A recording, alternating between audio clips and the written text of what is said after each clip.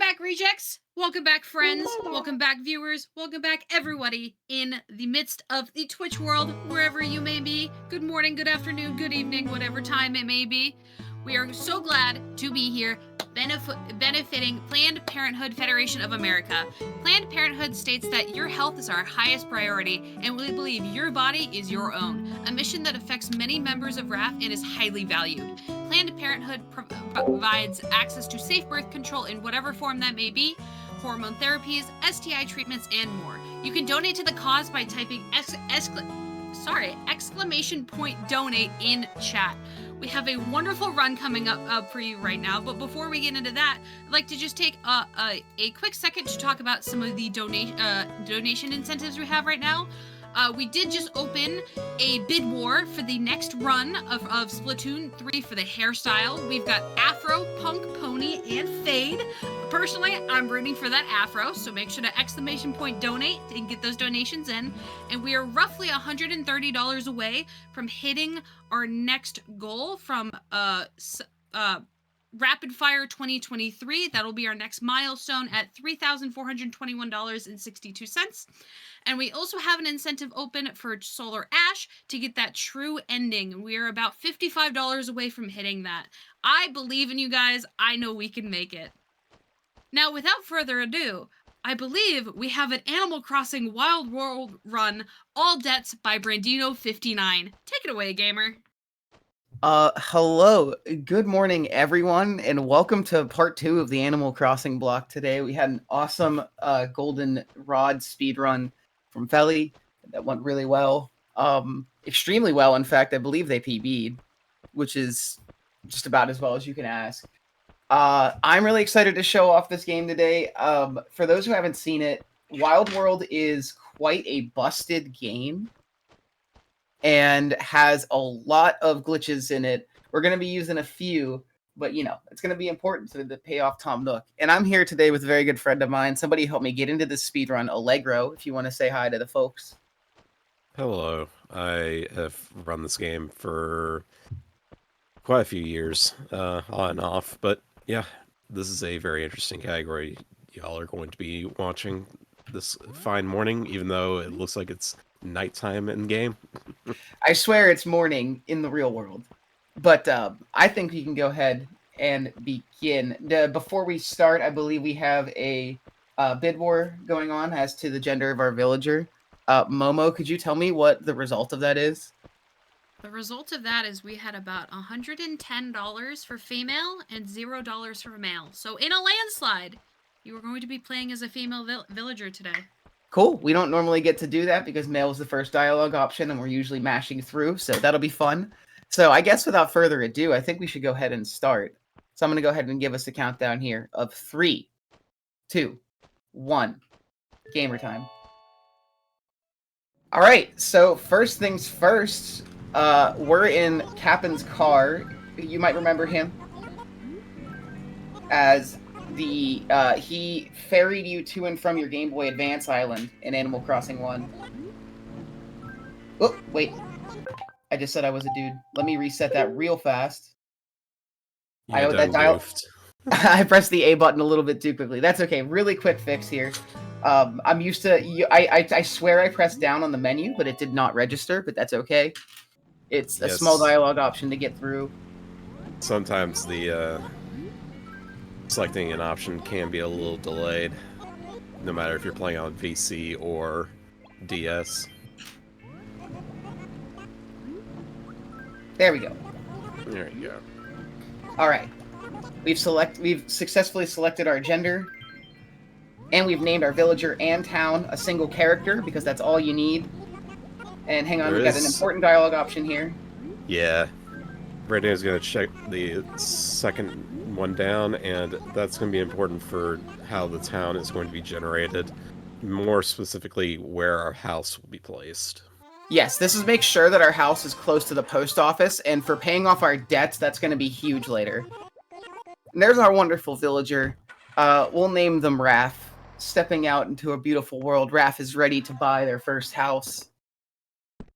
And first things first, we need to see what this town looks like. So you guys can't see it, but right now, I am mashing text with one hand, and my other hand is my phone with the camera on, so that I can take a picture of my screen as soon as the map pops up. So that way we're not having to refer back to the map. Okay, that is an interesting layout to say the least.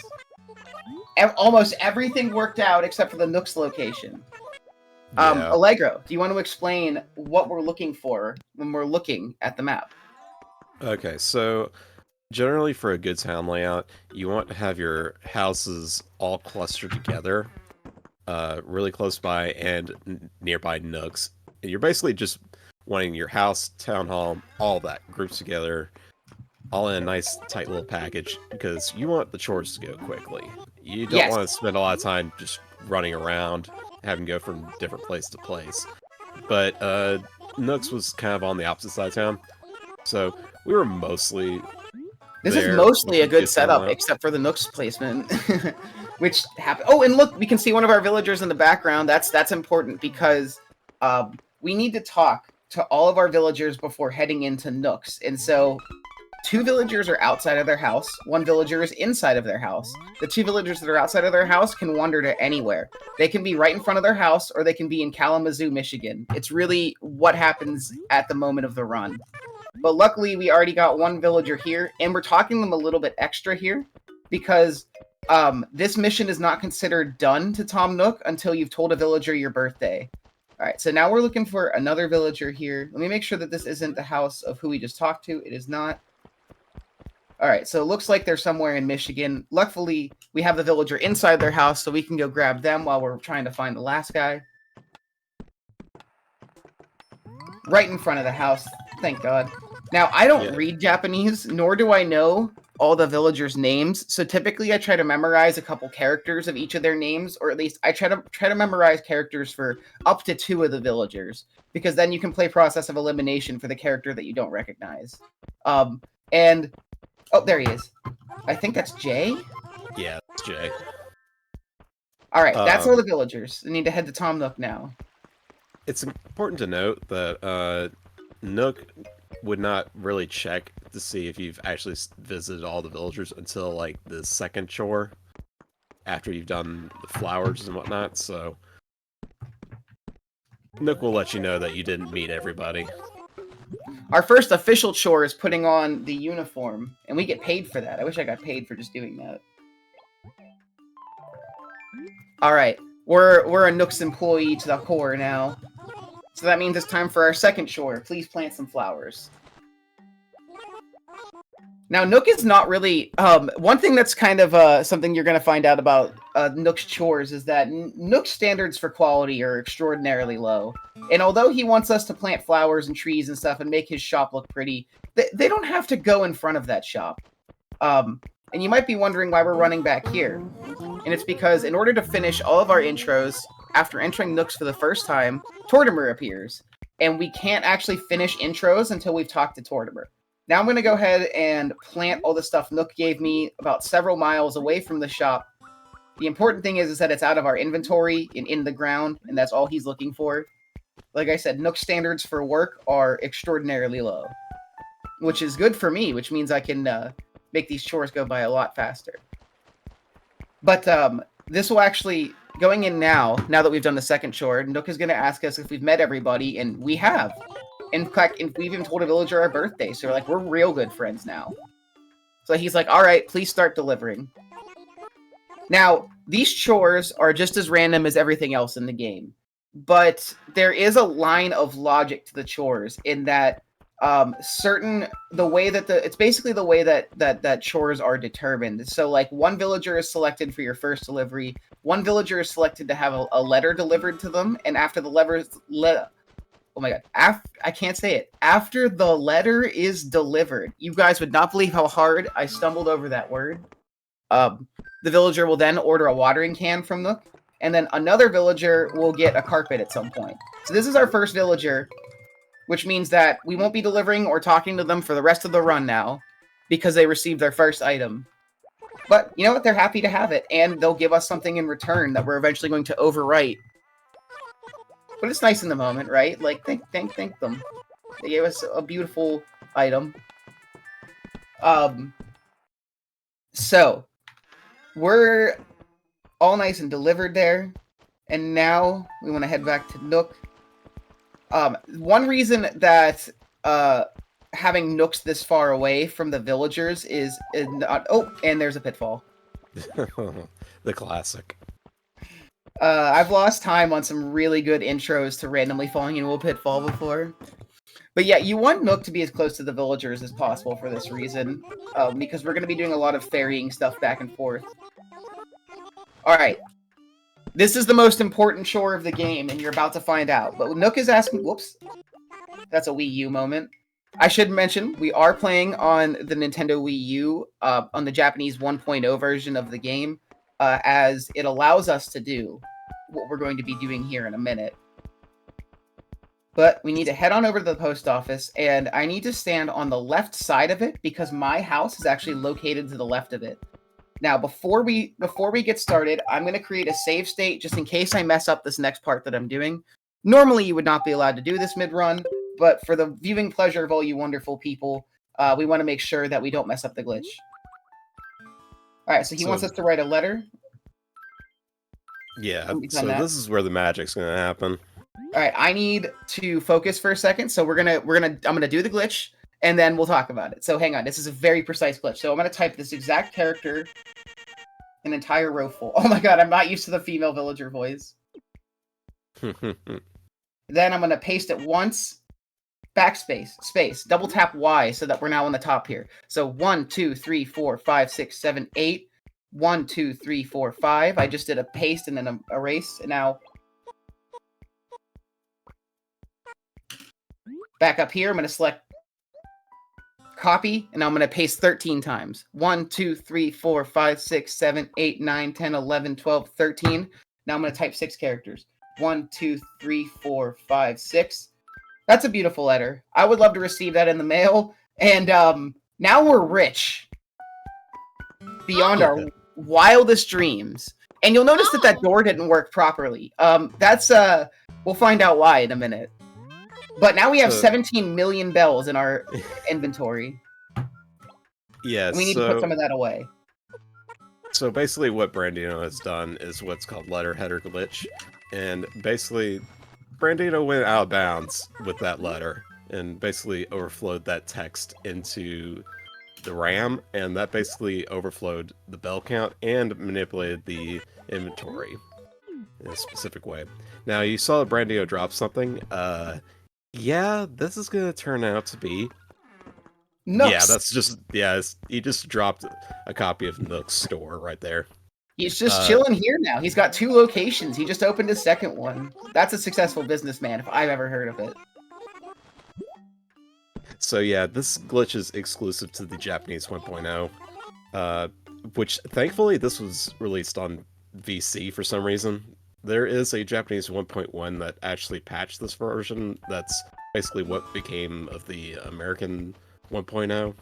But yeah, this really completely breaks open the game because the characters that Brandino put in specifically basically gave him the seed items, and seed items basically allow for buildings and structures to spawn inside your world. If you have happened to mess with the action replay codes back in the day, you might have heard about these.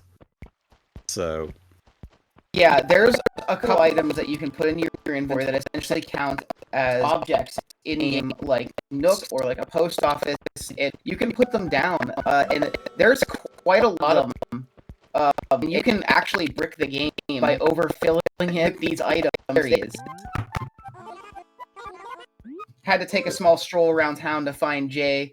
Unfortunately, what can be difficult about this category is that even when the RNG for town spawn is in your favor, sometimes the villager behavior is maybe not. But this actually helps us out a lot, because the biggest problem with our town seed was that Nooks was really far away. And now look, Nooks is like as close as he could possibly be, basically. Oh. And our inventory is full, so we're going to need to drop that carpet there. But please do not leave carpets lying around your town. Yeah. It's not a good idea. That's littering. Brandino, do you mind if I jump in here? Please.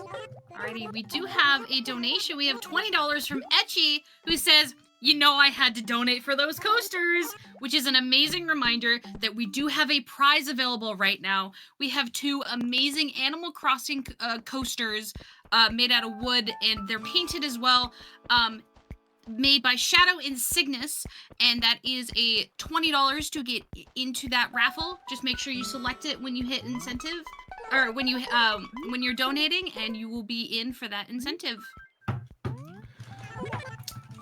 So this is the Villager. We wrote. Oh, I want to say too, those are really nice coasters. I got to see pictures of them in the schedule, and it's awesome. So the Villager, this was the Villager we wrote our beautiful letter to, and she actually loved it. And she tells us how much she loves to receive letters like it. You know, letters that just say "ah" repeatedly.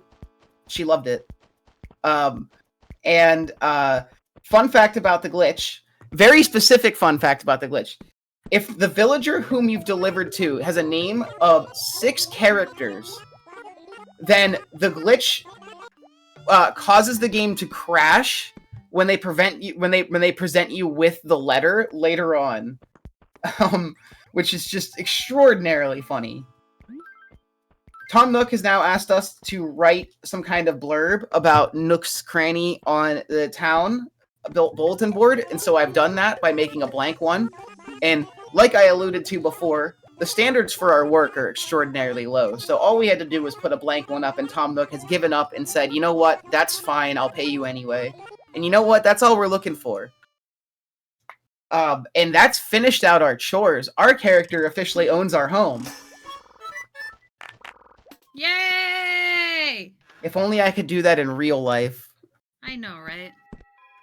Alright, now, here comes the fun part, in that we have millions of bells at our disposal, and debts we need to pay off. So now's the time to actually pay those debts. We're going to tap the number 5 until it turns into the right amount, and we're going to begin our debt-paying journey. Although things get really expensive, really fast, which is probably the most accurate way that I've seen home ownership described to me by people who own homes. And that's our first debt. It was only, I think, 19,400 bells, maybe 19,800. I can't remember the exact price. But things are going to be a lot more expensive, a lot fast.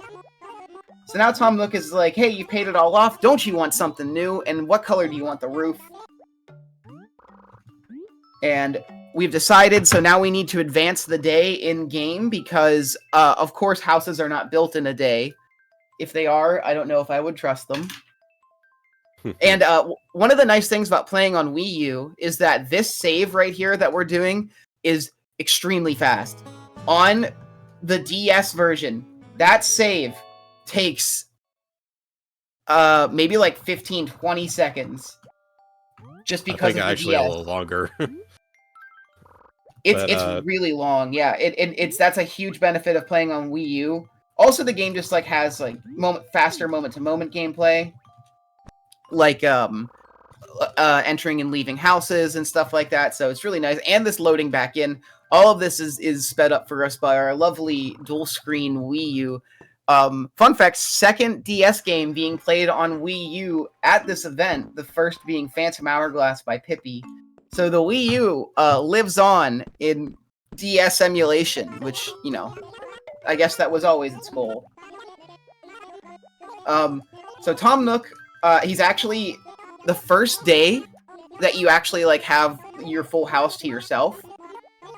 The HRA, or Happy Room Academy, has reached out to you, and Tom Nook is like, hey, it's so exciting, you know, they're gonna judge your house and everything you do. And I'm like, okay. And then you have to leave and re-enter just so that he gives you the text about how much your house is now worth. So again, our first house was worth 19,800 bells. Now it's suddenly 120,000 bells to make it slightly bigger. Like, why is it like 3 times the house's price to make it slightly bigger? I don't know. Something's going on with Nook's construction company. I think he's getting some kickbacks here. Not suspicious in the slightest. If anybody in Animal Crossing is a mafioso, it's Tom Nook. I'm sorry. You can say Crazy Red all you want, but Crazy Red is a businessman. He sells me his paintings, and he does it admirably. Hey, and he calls you your cousin, so... Exactly. It's like family. It's like family. Makes me want to spend even more money at his shop. Yeah. That's debt number 2. Brandina, do you mind if I jump in again? Please jump on in. Alrighty. We've got $20.03 from Stakaro, who says, "It's a wild world out there. Pay attention to every nook and cranny." We're trying. We're trying. It is a wild world out there. This game is very nostalgic for me personally because although, I mean, I grew up heavily on the first Animal Crossing. I used to rent it from Blockbuster, and we didn't have a memory card that could fit the game. So we just have to keep redoing the chores and, like, making new characters over and over again. But DS Animal Crossing is really when it's like, oh, I have control over this town and I can do, like, whatever I want. And that's when I also discovered what an action replay is. So I cheated that game a lot, but it was really fun. I have such fond memories of Wild World specifically. I bought a Prima official strategy guide that had Able Sisters like designs in it, and I would make those designs for hours because they were like little Kirby designs and stuff, like Nintendo-based ones. Accidentally pressed the R button that brought up the Wii U menu. There's nothing happening there. I just did that by mistake. You tend to do that a lot with the Wii U VC stuff. That will happen a lot.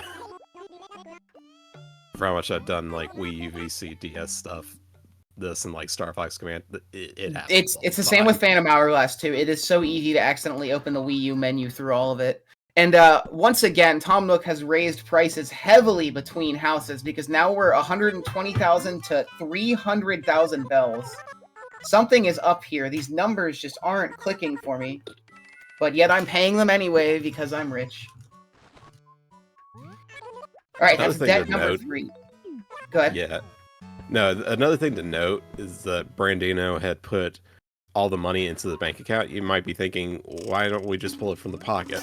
Unfortunately, if you try to pull any money from your pocket, like immediately after doing the glitch, basically it'll dip right all the way back down to your inventory's maximum bell count, so we don't want that happening. We can just transfer over the money, so that's what we need to do by putting it in our bank account. So there's gonna be a point where Brandino's gonna start pulling out money from his savings account. And we're not even talking about in-game. I'm just gonna do that in real life. I'm just gonna start pulling out money from my savings just for RAF. As you should. Please spend responsibly. Please spend responsibly and also donate to RAF. It's for an incredible cause. And maybe you just happen to write a letter to one of your friends that caused your pockets to overflow with money. You know, if you've got that lying around, you know, just send it along to RAF. And we are starting to overflow with donations right now, if I could read a few. Please. Alrighty, we've got $20 from Johnny Gamble, who says, "I will not accept this Tom Nook slander. Construction is expensive." Okay, how expensive can it possibly be when the base house was worth $19,000, but the first upgrade is $120,000? Something is wrong there. I'm sorry. We're gonna slander. These are shady business practice, and they must be called out as such. Oh, shoutouts to Johnny, though. Love that guy. Johnny's one of the reasons I'm speedrunning it all. He introduced me to competitive gaming when we were in college because he was a Melee player, and I used that knowledge to play Wild World. I've got one more donation if you have time. I do, please. Alrighty, we have $5 from Ya Done Goofed, who says, "Did someone say pony? Haunts? Make sure Haunts wins the bid war," which is an amazing reminder. We do have that bid war open for the next game up, which is going to be Splatoon 2. We have a bid war open for the hairstyle. Currently, Afro is in the lead with $40.03, and Pony is in second place with those $5. Get those donations in. We need the Haunts. That Haunts image, like the original one, never gets old, I'm not gonna lie. Oh wow, we got one of the 2 octopus villagers in our place. That's how we know our village is poppin'. I always wanted the octopus villagers as a kid because there were only 2 of them and they looked really cool. Also, random fun fact about this game. this game was the first one to introduce villagers that are based on like chimps and monkeys, but like the only ones available are all DLC in some fashion, so there's no legitimate way to get a monkey villager into your game in 2025. At least in the Japanese version, it's pretty much impossible. Oh, yeah. The American version, it's actually possible because there are distribution carts still roaming around the world of eBay and whatnot, so you can still, if you just have your normal like American and European carts for that matter. But Japanese distribution systems were through like kiosks that ran off the internet, so can't exactly get monkey villagers anymore, let alone VC anywhere. Yeah, given that this was like one of the first games, I told her I wanted to put money into my bank account instead of taking it out, so we need to do the second option here. No problem, though. Let's pay off that next debt. Yeah, this game, being that this is like one of the first, like it was the first Animal Crossing game to do like online connectivity and stuff like that. There are some interesting like stuff that's like lost to time now because they were doing like Wi-Fi promotions and stuff, and there's certain items that are like impossible to get in game without hacking or through like glitches now. But that letterhead glitch is really powerful and can be used to bring stuff into the game that normally you can't get a hold of if you don't have like an action replay per se around. It's really cool. And like we said, letterhead glitch is only available on this version of the game, unfortunately, so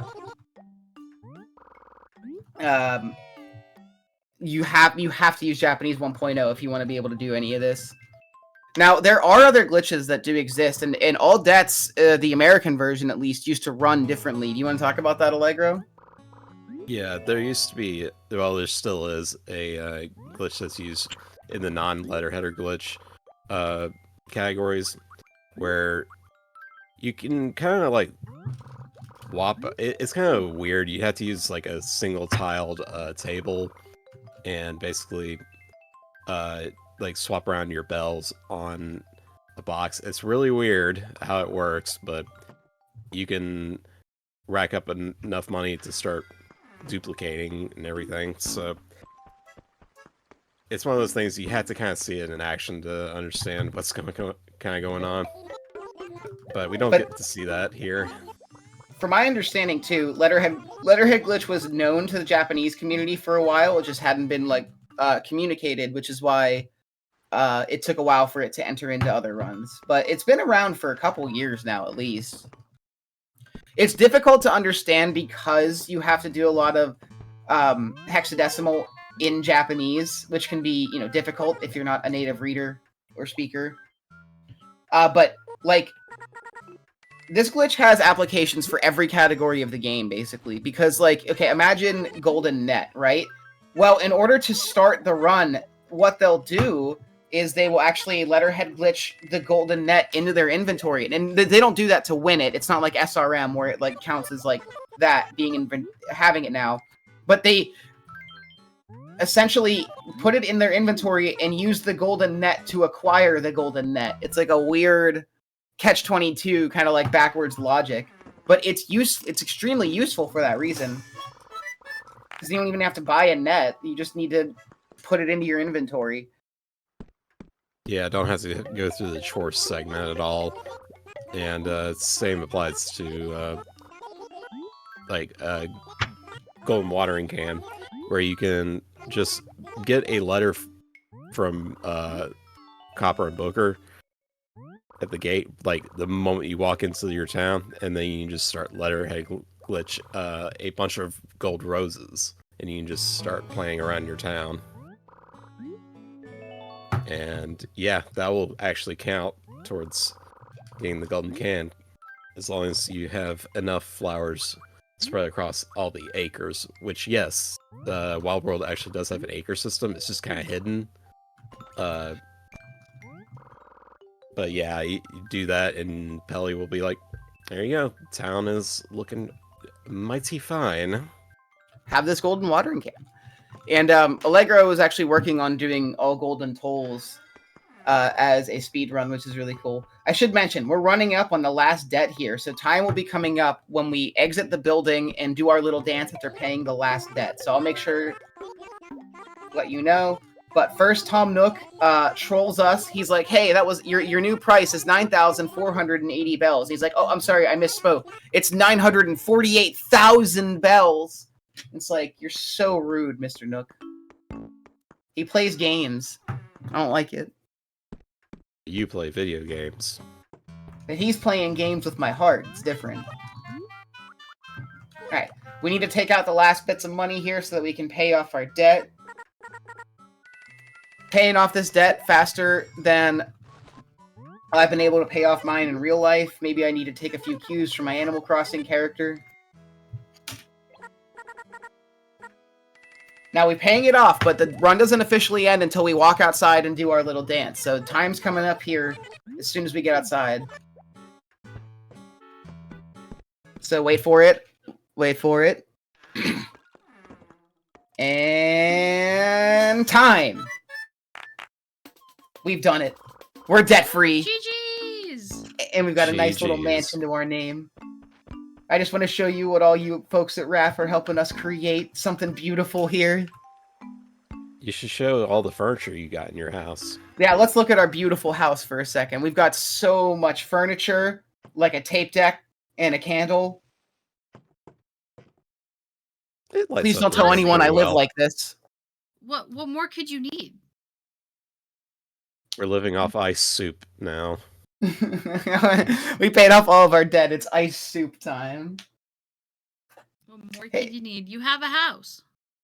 I just want to say thank you all so much for having us. And I keep saying it, but I'm so excited that we had an an official, unofficial Animal Crossing block this morning. I got into Animal Crossing speedruns months ago because Allegro started playing all debts again, and I love it. It's so much fun. I know it looks like a pretty simple run, but it's kind of, I compare it to something like bingo. You figure out your town layout and you figure out the actions that you want to take and in what order, and you just go for it.